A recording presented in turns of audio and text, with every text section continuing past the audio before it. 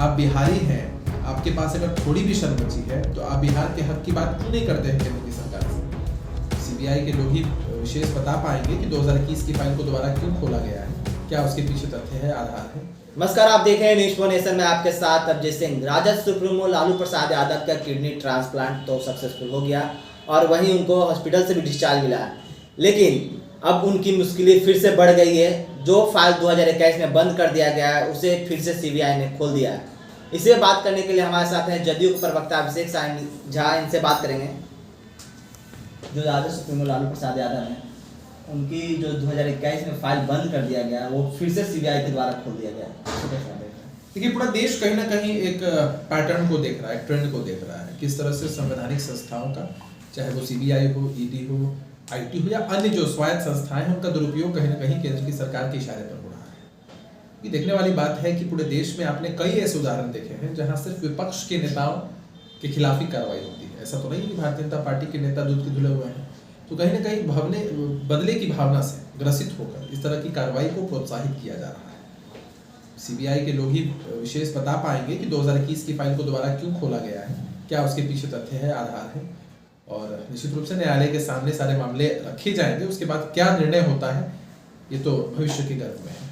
ये जिस तरह से कहें कि लालू यादव को किडनी ट्रांसप्लांट हुआ, सक्सेसफुल हुआ, ऑपरेशन हुआ, अब हॉस्पिटल डिस्चार्ज मिलते ही इस तरह की खबरें आ रहे हैं, तो कहीं ना कहीं या क्या केंद्र सरकार जान के उनको जेल भेजने का साजिश कर रहे हैं या नहीं, केंद्र की सरकार की नीयत पर तो सवाल है ही, और ये पूरे देश के स्तर पर है। सिर्फ एक मसले की आप चर्चा नहीं कर सकते हैं। रहा सवाल लालू प्रसाद यादव जी का, तो अभी हॉस्पिटल से डिस्चार्ज हुए हैं एक बड़े और सफल सर्जरी के बाद। सभी लोग, सभी देशवासी इस बात की कामना करते हैं कि वो जल्द पूरी तरीके से स्वस्थ हो सके। निश्चित रूप से उनको स्वास्थ्य लाभ की आवश्यकता है। इन परिस्थितियों में क्या कैसे होता है, आगे कार्रवाई क्या होती है, ये भविष्य के गर्भ में है। चीज़ें सामने आएंगी तभी प्रतिक्रिया दे पाना उचित होगा।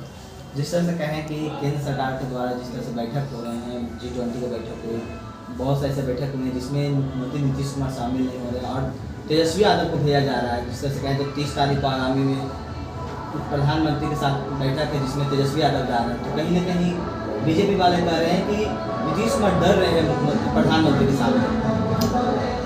जिसके पास जनता की ताकत होती है, इस लोकतंत्र में उन्हें किसी से भी डरने की जरूरत नहीं।